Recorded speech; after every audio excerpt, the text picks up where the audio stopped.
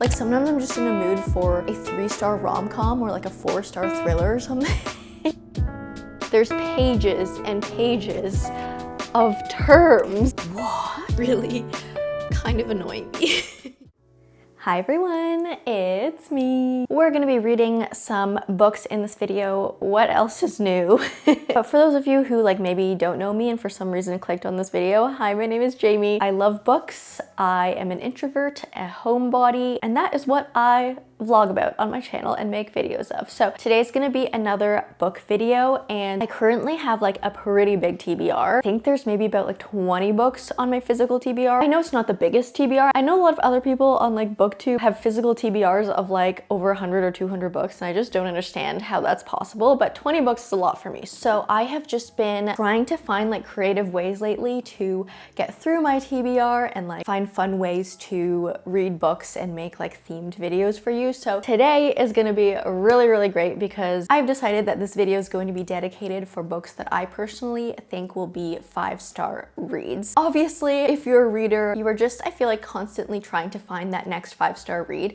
Obviously, you don't want to read a bad book, but not all books can be 5-star reads. But we're going to try our best to find some 5 stars this week. So let's head on over to the bookshelf to my TBR and try and find what book we want to read first. So most of my TBR is in these bottom shelves down here. All of these books I've read, but this very bottom shelf here is most of my TBR, but then I have stuff also just scattered throughout my bookshelf. What do I think is going to be a 5-star though? You know what's funny though? Even though we're always trying to find the next 5-star read, sometimes we purchase books that we already know aren't going to be 5 stars, but we read them anyways. Sometimes I'm just in a mood for a 3-star rom-com or a 4-star thriller or something. I guess if we read masterpieces all of the time, the masterpieces that we find wouldn't be so special anymore. If every book we read was extraordinary, then they'd all kind of start mushing together. Anyways, we were trying to find a book. I'm just gonna pull out some high contenders, some top contenders. This has potential. This has a lot of potential as well. Ooh, this has potential. This definitely has potential.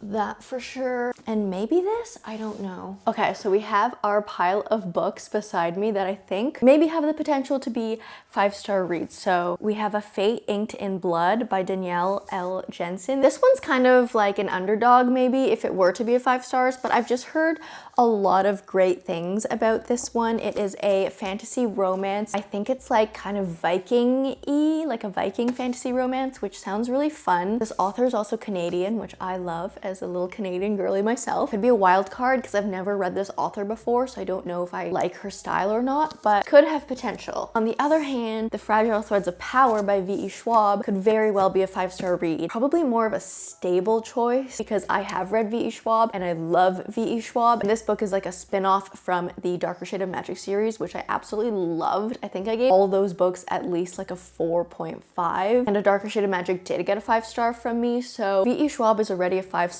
author. So The Fragile Threads of Power has a lot of potential, especially because it's based in the same world and has some of the same characters as A Darker Shade of Magic did. Brandon Sanderson, of course. Do I need to explain more? I have only read Mistborn from Brandon Sanderson, the first book, so I haven't even finished that series yet, but this is a standalone from him, and I feel he knows how to tell a story and obviously is a very well-known author. The Nightingale by Kristen Hanna as well. I feel this will probably be a 5-star. It's another historical fiction by her. I just feel Kristen Hanna is a 5-star author as well, and I know this one's rated really high on Goodreads. There is also The Only One Left by Riley Sager. I feel it's hard for me to give a thriller a 5-star, but I have heard a lot about Riley Sager. I know a lot of you have been screaming at me to read Riley Sager because I've never read any of his books. So if there was ever a thriller that might get a 5-star, it could very well be this one.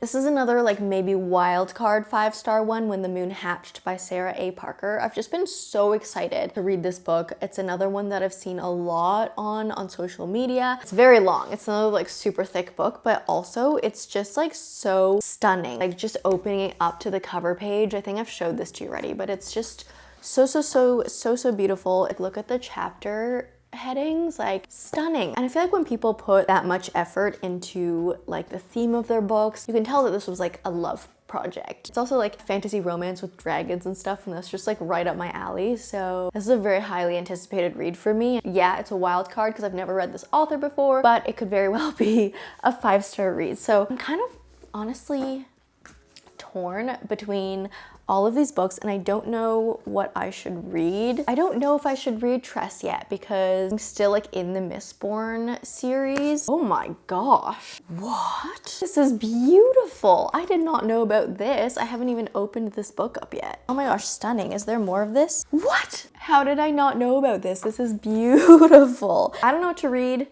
These could all be 5-star reads, and whenever I am stuck or stumped on a book choice, I ask Huffy. So let's go find Huffy and get some help. Taking my books on a field trip. Huffy, I need your help. Oh, why are books so heavy? This isn't even that many books. Why is it so heavy? Okay, so we have this lovely stack of books. I think that these could all potentially be 5-star reads. Can't decide what to read. The V.E. Schwab one is so tantalizing. Let's say that, number 1. Yeah? When the Moon Hatched, number 2. Okay, that's cool. Number 3, Riley. You think? Okay, guys, Huffy has chosen. Do you have an order, or are you just like... Yeah, that's number 1. Okay, very specifically. Gotta get Tress off my lap. Sorry, Brando Sando. Fragile Throes of Power first. When the Moon Hatched second. And then we're going thriller. Okay, what do you think these are gonna be rated? I know you love a good V.E. Schwab. Could be a 5 or a 4. You think When the Moon Hatched will be 5? 4.5. And then how about Only One Left? Maybe a 4. We'll see. Okay, so we have our first book. So yeah, as I mentioned, this is set in the same world as A Darker Shade of Magic, and this is a spin-off from that series. So if you're thinking of reading this, definitely get into A Darker Shade of Magic first, because this is like a very direct spin-off from that series, and I'm pretty sure you'll probably need that like backstory and world building and stuff to be able to read this. I think, at least. I'll read it and I'll let you know, I guess. That is what I suspect, because the world is pretty in depth in the magic system as well. Basically, we are set in a world of parallel Londons. It's like a whole parallel universe thing. Really cool. The different Londons have like varying levels of magic, and people have like different affinities to magic. Like there's some people who have only elemental magic, and then very rarely we have these Antari who have blood magic, and they're basically like the most powerful types of humans that have magic. We're gonna get into it. This book looks so massive, but we've got our first read, so let's hope it's a 5 stars. I see it in your eyes. Yeah, I can read the signs. You need to get away. It's time we make. Oh my gosh, I just absolutely love being back in this world. Like, love, love, love. V.E. Schwab is like such a vibe when it comes to world building. I don't know how she does it. When she writes worlds and environments, everything's just so moody. Like I found this in every book I've read from her. I just love the vibe, love the world. I'm so happy to be back. Needless to say, I am enjoying this so far so dang much. I am like almost halfway into the book. I'm on page 258. So good. One thing that's like kind of confusing me about this book so far is that it just seems to be like a direct continuation from the Darker Shades of Magic trilogy, which like I personally am not complaining about, because again, I love this world, I love the story, I love the characters, so I'm like more than happy to like jump right back in. But I think the fact that this is technically a different series, I expected this to have like more differences to the Darker Shades of Magic series than it does. It literally just does seem like a direct continuation. This takes place 7 years after the end of the Darker Shades of Magic trilogy, but we're following like mostly the same characters. Like we have met some new people, but like for the most part, it seems like the main characters are the same, like the main group. It's multi-POV, so we do get a lot of different storylines similar to Darker Shades of Magic. But yeah, I don't know, the only difference is that this is 7 years later, and it's not even like that different, because even though I feel like the main story is taking place 7 years later, we are getting like little snippets jumping back in time to like fill in the gaps of like what happened since we left our characters at the end of the Darker Shades of Magic trilogy. And I don't know, it just seems like a Darker Shade of Magic book 4. Like it doesn't seem like book 1 of a new series, if you know what I mean. I don't know, that's just confusing me a little because it seems very similar. But again, I'm so happy about that because I love this story. And oh my gosh, there's 2 characters, like a couple in this book that I love, and they weren't even the main character in the Shades of Magic trilogy. They were like close to the main characters, but they're kind of side characters. If you've read the trilogy, you probably know who I'm talking about, but there was this couple that I absolutely loved, and I was like rooting for them the whole time, and I just love them together, and they're in here, and it's giving me what I needed to get. So yeah, those are my thoughts so far. I'm gonna keep reading, but so far we're on the 5-star trajectory, so that's a good thing. Brand new street and brand new me. Side by friends I need. Don't you tell me that you're in town already. The way I devoured this, what is it, 648 page book. Absolutely devoured it. I finished it yesterday. Easy 5 stars, so we are off to a success in this video. 1 for 1. We've got a 5-star read. But oh my gosh, you guys, this was so good. I didn't even really talk to you while I was reading this because I was just so immersed in it, so into it. And like, I feel like whenever I read a book and I don't talk to you guys about it and I just update you at the end, it just like really means that it was a really good book because I didn't want to talk to you guys. I didn't want to stop reading. I just kept going. So yeah, this is very much like a straight continuation basically from the Shades of Magic series, also by V.E. Schwab, but I feel like this one had more of a mystery vibe. Actually, Shades of Magic did have a mystery vibe too, but while Shades of Magic was more about like, we had the thief and the smuggler, and we had like a foreign object, and we were trying to figure out the source of the foreign object. This one was more, we had a rebel group, like a very mysterious secret rebel group that we had to uncover, and I really liked how like mysterious and unknown everything was. As I mentioned, we are following mostly the same characters as the Shades of Magic series. We definitely have some new, like very important characters introduced in here as well, but I would definitely say like after reading this now, like if you haven't read Shades of Magic, read that series first before this one because you get a lot more backstory, you get a lot more world building, I think, and like you learn about the magic system more gradually versus in this one, like things just happen, and I feel like if you hadn't read the previous series, like you'd have to just like keep up and cope. But Shades of Magic actually like teaches you more about the magic system and the world in a more like friendly way. One of you actually did DM me on Instagram and say that you read this book first before Shades of Magic. And this person said that it was fine understanding this book, like it was kind of difficult at first, but like she caught along. So I guess it is possible to read this book first if you really want to, but like, I don't know, I would say read Shades of Magic first and like you're not gonna lose because that series is so good. And this is just like Shades of Magic number 4 essentially. Also, like we follow, I think, like hold on, how many POVs did we have in this book? We had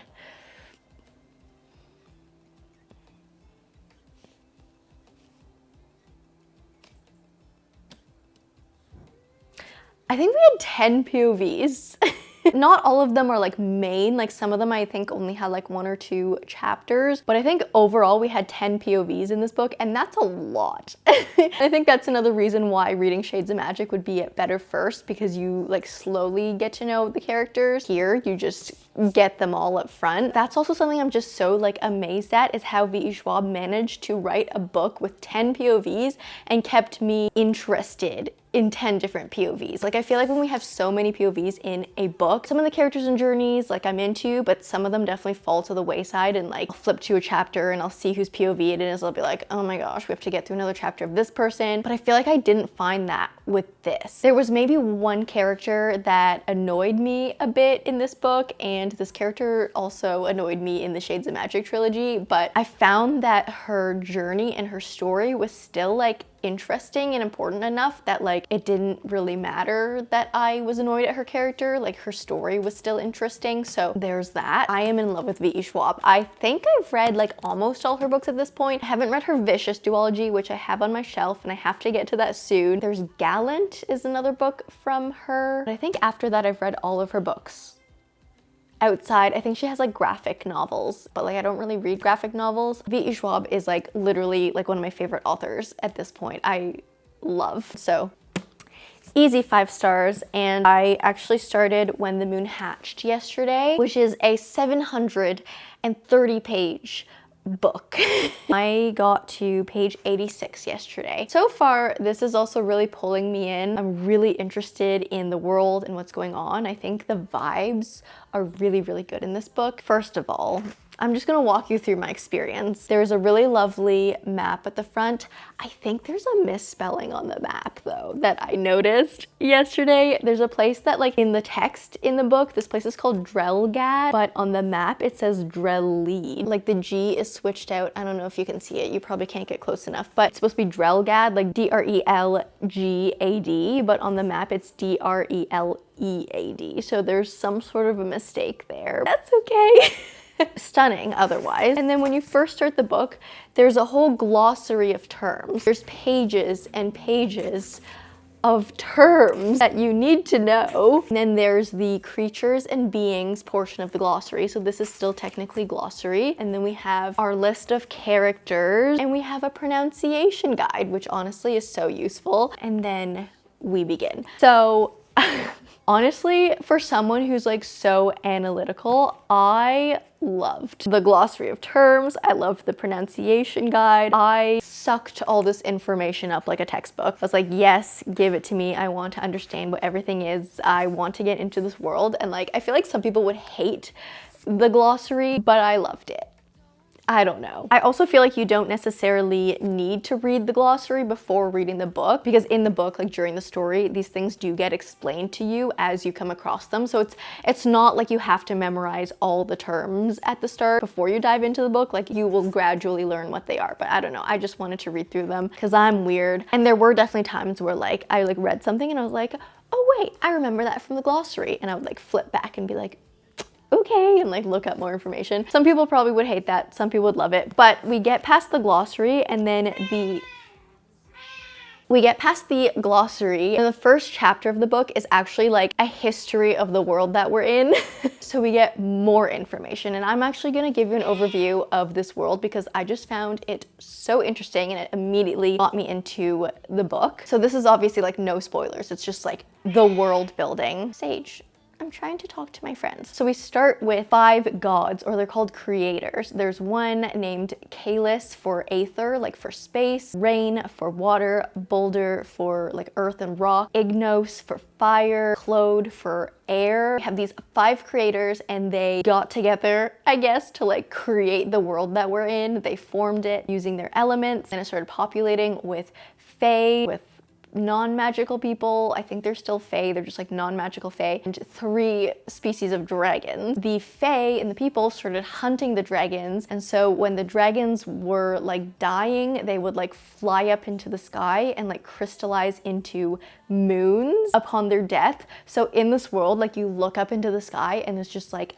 a million moons up there, and each moon is like a mummified dragon or like a calcified dragon. I don't know what the correct term is, but like they're all dragons. They're like dragon moons. And occasionally, for whatever reason, these dragon moons will fall down to the earth, kind of like a meteor. So 4 of the gods started to blame Kalis, who is the space god, like the aether god, because they were blaming him because the dragons were falling out of space, and they're like, it's your fault, you're so chaotic, you're like letting the dragons do this. And so they like captured him, imprisoned him into this stone. It's in a diadem, and that diadem is placed on like a very powerful fae to like keep. And that is the world we're in, and isn't that so interesting? Overall, very great first impression. I love the dragons. I love the dragon moons. So good so far. There was definitely a huge info dump at the beginning just with the glossary and the creation of the world. And I usually feel like I don't like info dumping. Like at the beginning of a book, I want to like ease into it versus like, okay, this and this and this and this is the world. There you go. Magic. Go. But for some reason, the way that this book did it, I didn't mind it. I actually really enjoyed the info dump. That's my update for now. I'm gonna continue When the Moon Hatched. Hopefully it'll be another 5-star. This one was one of my wild card ones because I've never read this author before, but so far so good. So we shall keep going.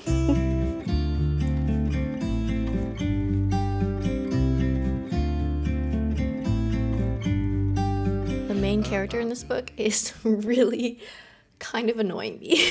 I still really love the world and the magic. It's like so cool. I love the vibe, but something about the main character is like really annoying to me, and it kind of sucks because I am enjoying this world so much, and the story seems really good too. I feel like where the story is taking us is really interesting, and I want to see like how things connect. But yeah, the main character is like too much of like a Mary Sue type, and like I don't always hate Mary Sues. If they're done well, I am fine with them, like completely fine with that, especially in a fantasy. But this character, like the main character, is so Mary Sue and so like not like the other girls and so out of touch in a way, like so fierce, but like for no reason. It's kind of ruining the experience a little bit for me, which is sad. But we'll keep reading. Maybe she'll have some like really good character development. I don't know. But as of right now, she's really annoying.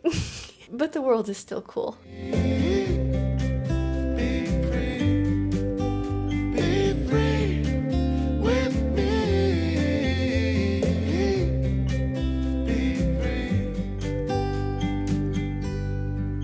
Okay, finished this book. What do I think? It definitely was not a 5-star, but I think it was close, to be honest. Like, I think it was pretty dang close. I know in my previous update, I was just telling you how annoyed I was at the main character, and that still stands true, and that's mostly the reason why I took off some points. Essentially, like, my biggest problems were that the main character was so annoying. Like, the way her inner dialogue, like her inner monologue was written was like infuriating. Like the decisions she was making, her thought process, just the way she like spoke in her mind, like just the way it was written, it was very, very highly annoying. So that was probably my least favorite part of this book. And then apart from that, I think the one other thing that bugged me was that overall I did like the romance in this book. I ate it up, I loved it, but there were a few moments where our two characters just like very randomly got smutty in the most like inappropriate, non-smutty situations, or like they'd be like in the middle of talking about something else and then all of a sudden it would be like smut. I just found that a little confusing and I didn't understand it, and also the smut was very detailed. It was the type of smut that I don't like. I've been using this term to describe smut lately, but gory bits. You get all the gory bits. I don't know why, that's just like in my mind how I would describe this style of spice writing. But apart from that, overall, I did like the relationship outside of like the more smutty physical scenes. I also just love this world.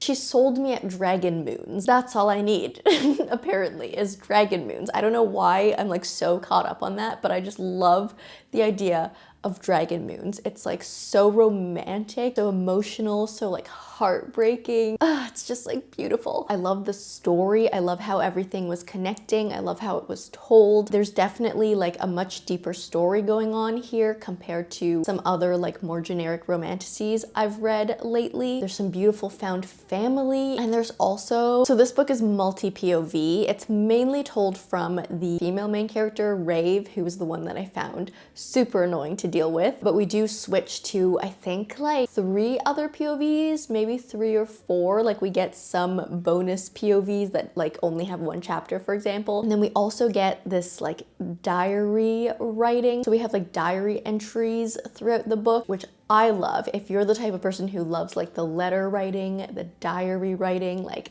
you would love this. There's like some really great like diary stuff going on. And yeah, I really, really liked this book. Also, if you're going to dive into this book, I know I was kind of like intimidated because of the page length. It's 730 pages. And like I've definitely read books that are longer than this, but that's definitely something really long to dive into, especially for the first book in a series. But honestly, like this book seemed more like 400 pages to me. I think because the book is like fairly small, like in terms of like width and the height, like it's a small book, so you're not fitting that many words on a page. Like the pages are pretty small. I found myself reading like around 200 pages a day while I was reading this, which is double what I normally read. So I was definitely going through this very quickly. The writing style is also very consumable, like consumer friendly. Like you don't really have to dwell on the language too much. So it's a very fast read, even though it's 730 pages. Honestly, don't think the word count is that long. And even if it is, it's like the type of words that go by super quick. You know what I mean? So definitely don't be intimidated by the length if that's what's stopping you from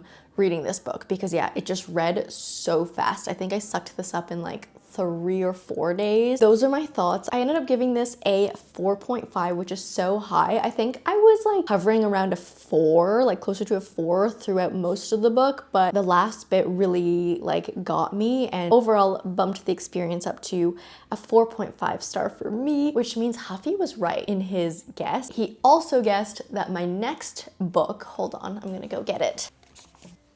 He also guessed that The Only One Left by Riley Sager was going to be a 4 star. So let's see if he's right. I hope that he's wrong because I want this to be another 5 star, but overall we're doing pretty good. Like we wanted 5-star reads and we got a 5 star and a 4.5 star so far. So yay, I'm happy. I'm going to get into this today. Hopefully it's another good one. But again, I've never read Riley Sager before, so I'm not sure if I will like his writing style or not, but I don't know. I've just heard really good things. So The Only One Left by Riley Sager. We're gonna start this today and hope we hit another bullseye, jackpot, 5 star. Hope we get another winner here. My mama said, that's just the weight of the world. It's not personal, it's just how it works. Don't be angry for too long or get burned, 'cause that's just the weight of the world. This is hitting so hard right now.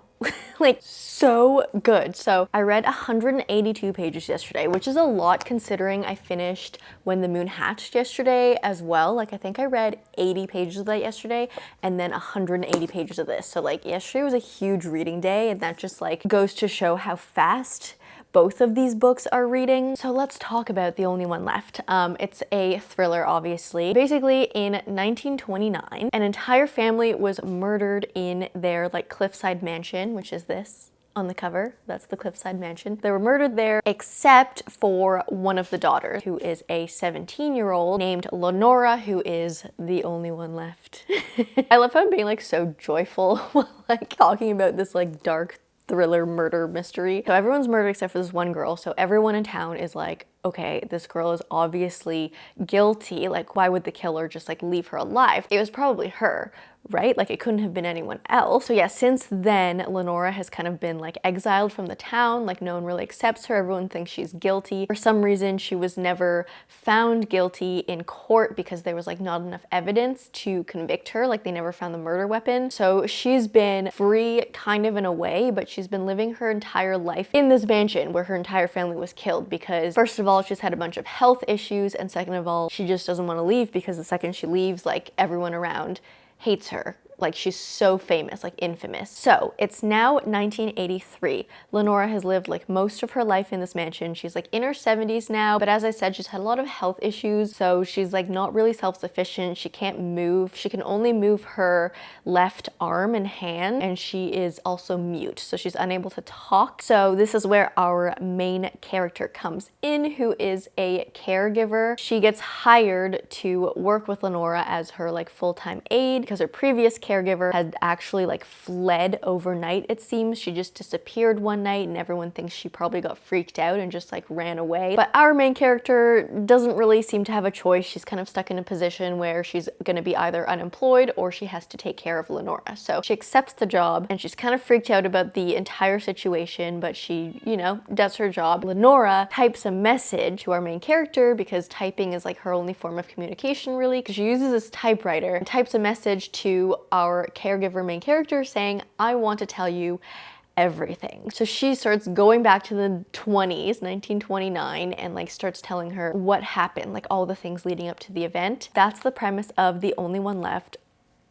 Like so good. I just feel like the writing is so easy to read. It's such a quick read, which I think is a good thing in thrillers. I think that's what most people look for when they're going into a thriller. I feel like already I'm like halfway through the book, but there have been so many twists and turns. I feel like at this point I've been like pretty good at like guessing what the twists are gonna be in the thrillers, that I don't really get surprised anymore. Like the past several thrillers I've read, I've just been kind of disappointed in the twists, but so far like this is already surprising me with like things that are happening and like places that we're going. So I'm really excited to see like what happens at the end and like continue seeing like what sorts of crazy things happen. We'll just continue reading and see if he continues to surprise me with this story.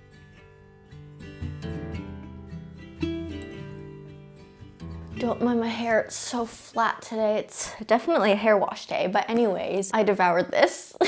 This week has just been the week of devouring books, apparently, because I ate this up yesterday. I read it so quickly. Another easy 5 stars. It was just so good. There was so much to like about this book. So the first half of it, or like maybe a little more than half, was like, we had like gothic mansion vibes. We had the whole like murder mystery thing. We had kind of like haunted vibes, and it was so good. Like the suspense like built up in such a good way. Then in the second half of the book, it was just like twist, twist, twist, twist, twist. Like it just like the twists kept coming. And I know I've talked to you guys a lot about how the past like several thrillers I've read have just like not surprised me enough, but this one definitely surprised me. Like there were so many twists, and I probably guessed like maybe like a third of them. Like there were definitely some twists that I was like, okay, yeah, I totally saw that coming. But there were so many twists that like I feel like it would have just been impossible to guess all of them. And like as I was reading like the last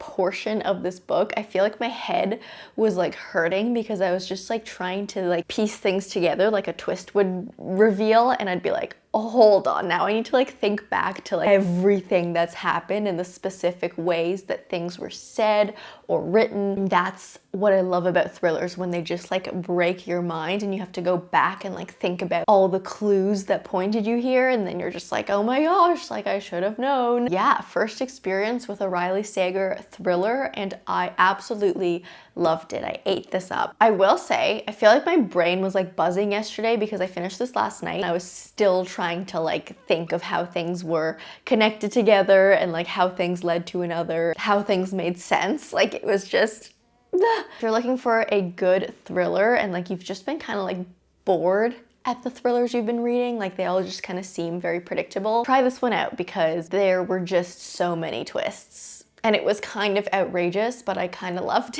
it. So thank you for all of you guys who have been screaming at me to read Riley Sager, because loved it. It was another 5 stars. Uh-oh. I'm gonna have to turn that off. So overall, this week was a big success, I think.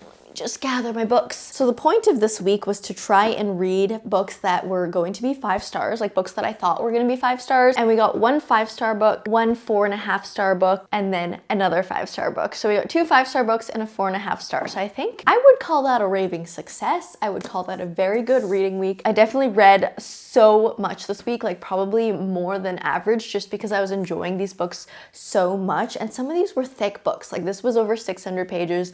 This was over 700 pages. The thriller was definitely shorter. It was like 384 or something like that. But that is a lot of reading to do in, I think, like just over when books get sacrificed for videos. That's a lot of reading to do in like just over a week. I think that's how long it took me to read all of these. What a successful reading week. I am so happy about that. These books are all upside down. But if you're looking for a good read and you like, I don't know, fantasies or thrillers, check out one of the books from this pile because I absolutely loved all of them. Anyways, I'm gonna leave you guys here for now. I hope you liked this video. If you did, please leave me a like and a comment. If you don't know what to comment down below, let me know what your current read is. If you like me, subscribe, do that bell thing, and I will see you in the next one. Bye!